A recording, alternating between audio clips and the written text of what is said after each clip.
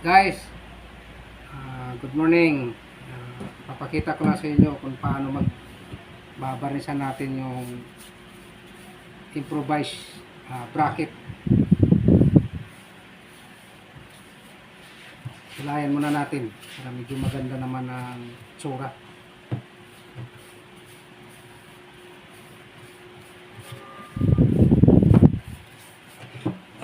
Nalyan ko yan. Yan na. Sila. Panini. Oray na ito halo ko eh. Inahaluan pa ito. Lacquer.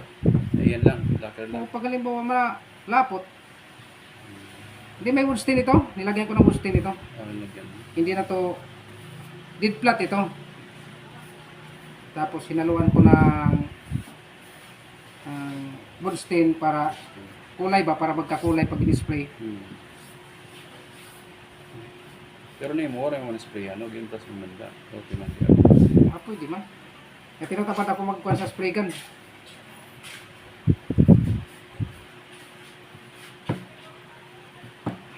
Inano ko lang kasi para barnisado na kagad. Pero mas maganda talaga pag spray gun kay kuhan ba, pino. Hindi makapal.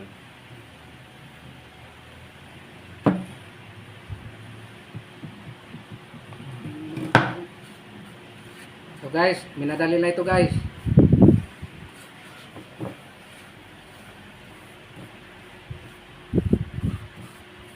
Kita mo wala na ngang lalagyan ng kuhan, ng varnish. Binubuhos-buhos na lang.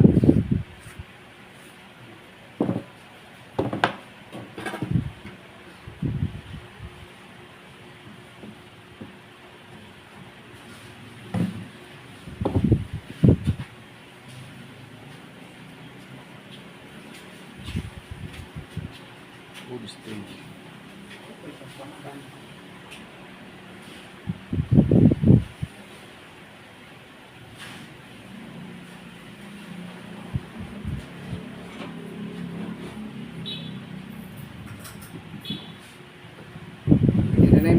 Pwede na rin kahit brush lang.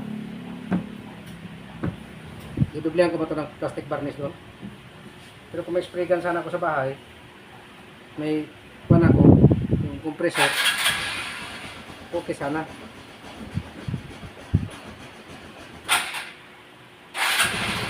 Ano ito may na portable ano nga compressor? Ano? Mayroon! Kasama kagad spray gun, mayroon. Shopee? Sa ano? Oo. Diretso kagad siya spray gun. Parang kuhan, parang pressurized kuhan. Nakita mo na, nakita ka na ko. Magkano? 1.5 ba? Kasama na yung kuhan. Iwan ko kay kuhan, mura ata yung kay Michael na nabili niya. Meron. Kaso nga lang, kailangan maingat ka talaga magkuhanon. Kailangan hugasan mo kaagad. Pag bumara yung pinakakuhanon, sira na yung kuhanon. Yung pinaka-spray gun niya. Eh, pag nasira yung spray gun nun, eh, isang set yun. Wala na. Kailangan talaga hugasan kaagad. Maganda gud ang pagkakuan mo. Eh, hindi mo nga ni hugasan yun. Naku, wala. Sira. Bibili ka naman panibago. Parang disposable ba? Ano na?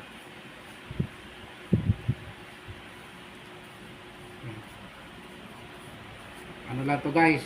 Parang first coating. Ika nga.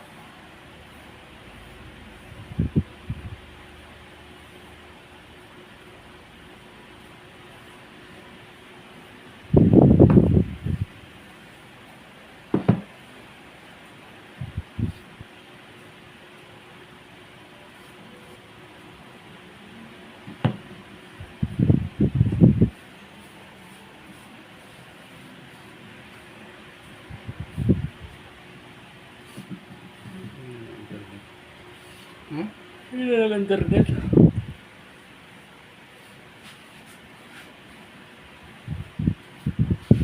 Okay? Pwede na guys. Kahit papano.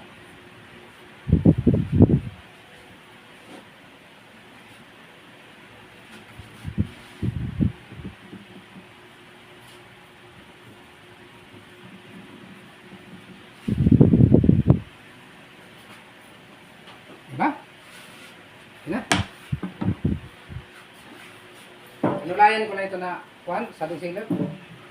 Adid plat na ini, dito.